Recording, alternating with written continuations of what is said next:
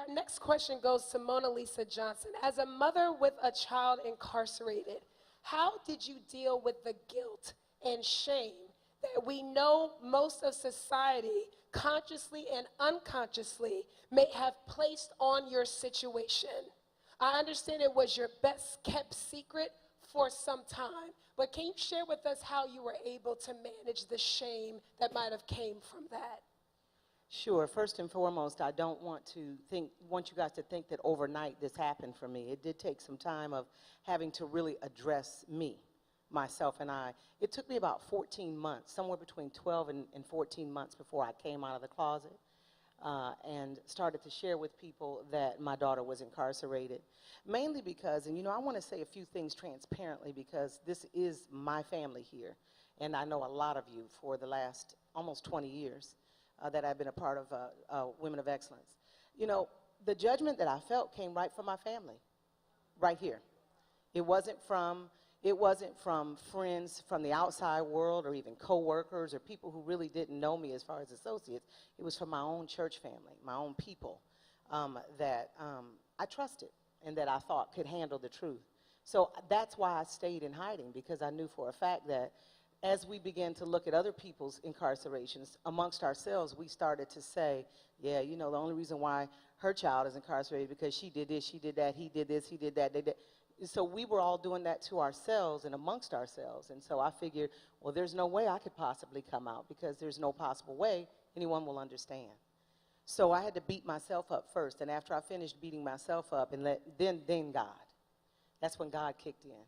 And God said, why would you want to, one, people please? Why are you worried about what other people think as long as I am the one that you are pleasing? Why would you concern yourself? So I had to really dig deep inside of my soul, and I had to crucify myself and die.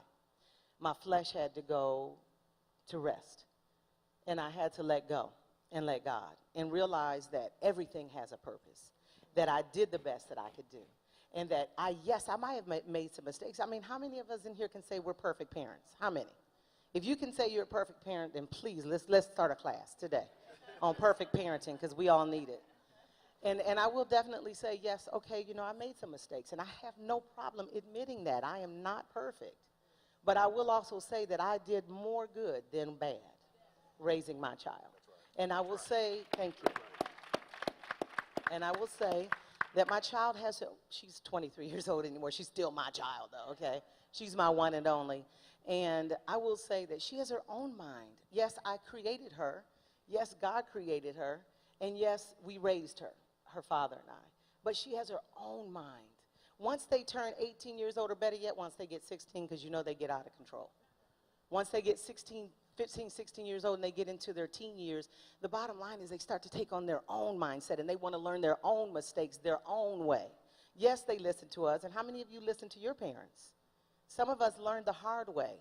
Pastor D is always, she's like my spiritual mother. She's always having to teach me. I'm still learning to this day. She's still reprimanding me. And I am going to be 40 plus years old. She's still doing that for me today, so don't tell me that parenting ever ends. These kids make their own decisions, and when she did what she did, she made her own decision, and that's how I got over the shame and guilt.